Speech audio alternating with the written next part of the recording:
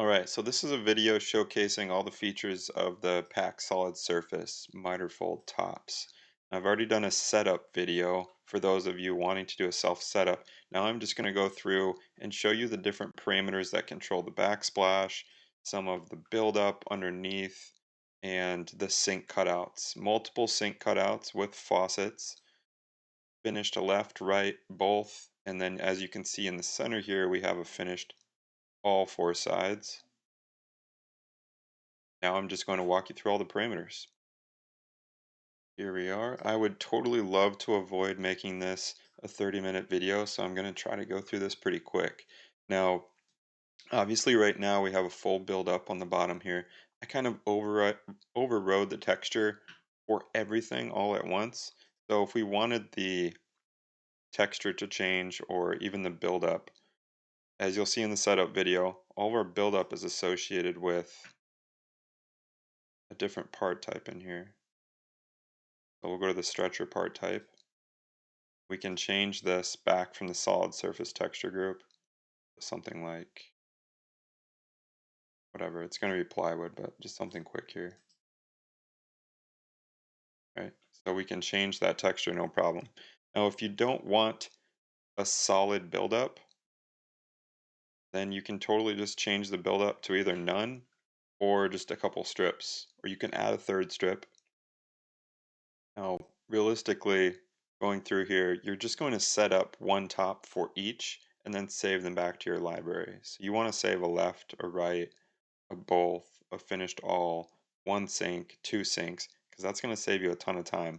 If you go through here and you just set up one at a time, every time you pull this out, it can get a little laborious. So here we obviously have cutout width and depth, set out from front. You can add the cutout, you can have it in there, or you can turn it off. Okay. So at the beginning, you're just going to turn them off and save it to your library. But for this one, we have a sink cutout. And then all of the build-up options are right here. We have an offset to the build-up. Oh, excuse me, I missed the fact that we have an actual corner radius on our sink. So we can straighten it out to sharp, or we can give it a 6 inch. We can do pretty much anything we want, except, unfortunately, elliptical sinks. We can't really get that to work parametrically in Mozaik at the moment. Now, besides turning off, you have position controls. Oh, this is an interesting one. So when the position of the counters of the sink cutout is set to 0, it's in the center. But if I go to 3 inches, then the cutout is going to be 3 inches from the left side. That's how all of these are going to work. So we go 0 and it goes back to the middle. Now, buildup isn't too complicated. We have a buildup rabbit in here. This is just a dado inside of your buildup to avoid glue buildup. So you can see right here is our actual buildup strip. Then we have a little dado here for when you fold this solid surface, you're going to get a little glue squeeze out on the inside. So this gets rid of that interaction there. All right, next up, all four sides. This is how you turn on all four sides. The faucet hole diameter and separation, you can of course change all that very easily. Let's have that change if we wanted to. We could add on a nosing stop left and right. Now this is kind of interesting. This isn't going to apply to this top because it has a left and a right finished ends. But if we go over to this corner, you're going to realize pretty quick that kind of some weird things going on here when you want to seam these together. So I put in a stop nosing that holds the nosing back on this one from the side the amount that we need. So you'll see here that the nosing is actually stopped, right? So that you can seam these up together. Now this is, super valuable for that exact reason right there. And then we can actually extend this backsplash past this item here. So that backsplash is actually part of this countertop, but we extended it past. Oh, other things that we have in here. Look at some other ones. Just all kinds of crap with this countertop.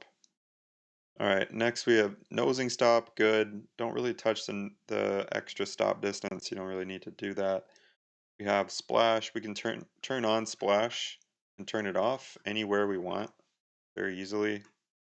You can subtract from the sides of the splash, or you can add on, right? So we can extend the right side by 20 inches if we want to.